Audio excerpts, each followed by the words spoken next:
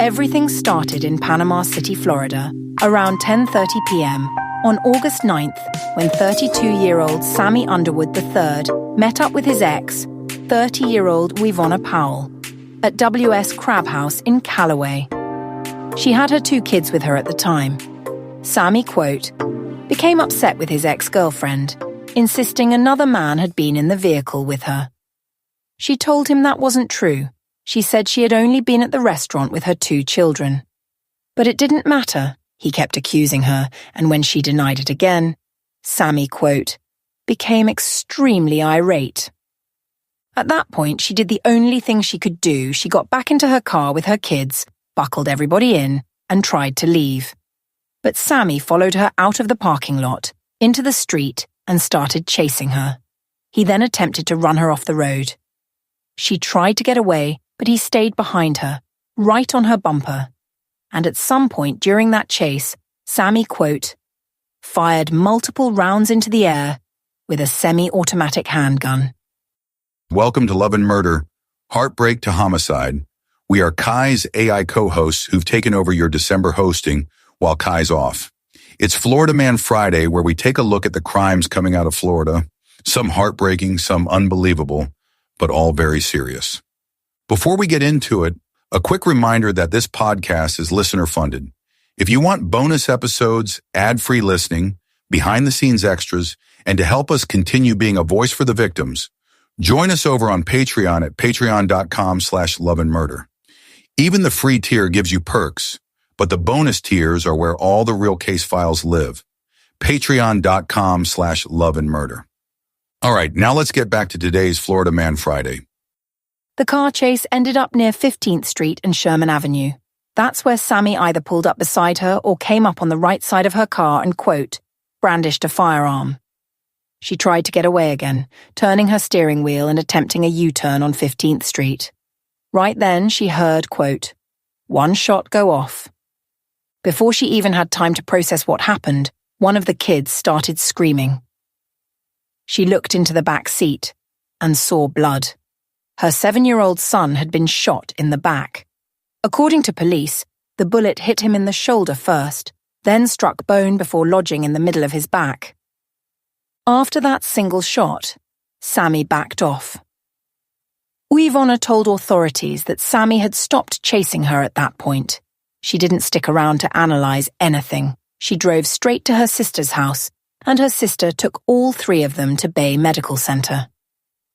While hospital staff worked on the boy, Bay County Sheriff's Office deputies were heading to 15th Street to investigate the gunfire reports.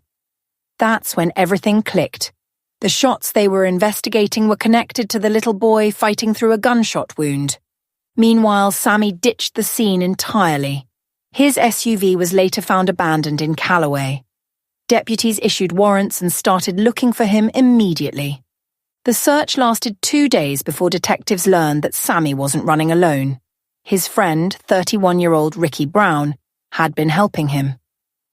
According to the affidavit, she gave him a ride out of the area, let him hide out at her residence, and helped him get rid of the gun that had just put a bullet in a child's back.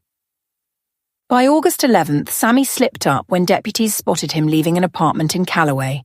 Members of the Sheriff's Criminal Investigations Division, SWAT, and the U.S. Marshals set up what they called a vehicle takedown.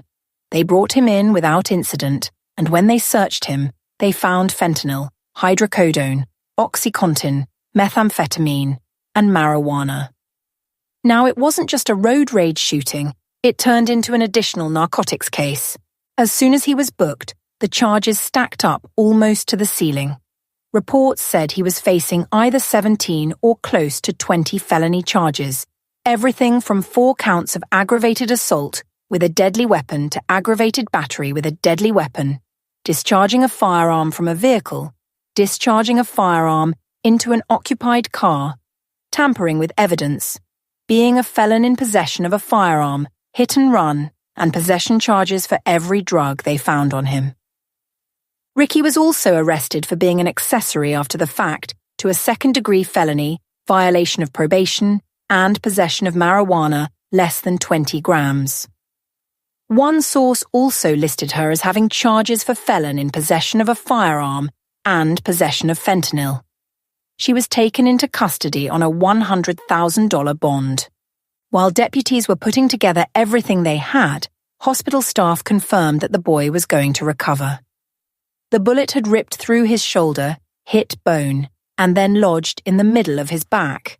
The fact that he survived at all was amazing. Uyvonna told authorities her son had started screaming right after she heard the single shot, and her other child said they saw blood. The sheriff's office later repeated that the boy sustained a gunshot wound in his back. He was lucky to make it to the hospital quickly. Currently, the case is still under investigation, so everything said here is alleged.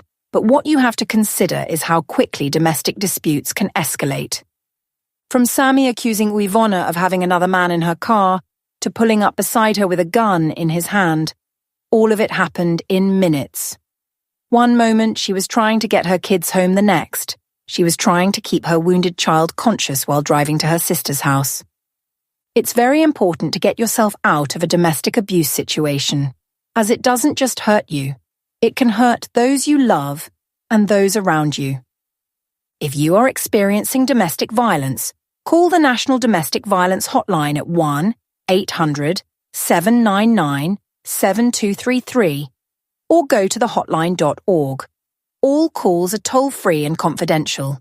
The hotline is available 24/7 in more than 170 languages. You can also visit the LAM site for more resources, murderandlove.com. That's all we have for you today. A heartbreaking case, and one that should have never happened. What do you think about it? Let us know your thoughts in the comments below. And if you want more true crime stories with the victims at the center, then join us over on Patreon at patreon.com/loveandmurder. Your support truly keeps this podcast going, and it gives you extra cases, ad-free listening, and all the behind-the-scenes stuff that doesn't make it into the main feed. Patreon.com/loveandmurder. Thank you for listening, thank you for your support, and we'll see you in the next episode.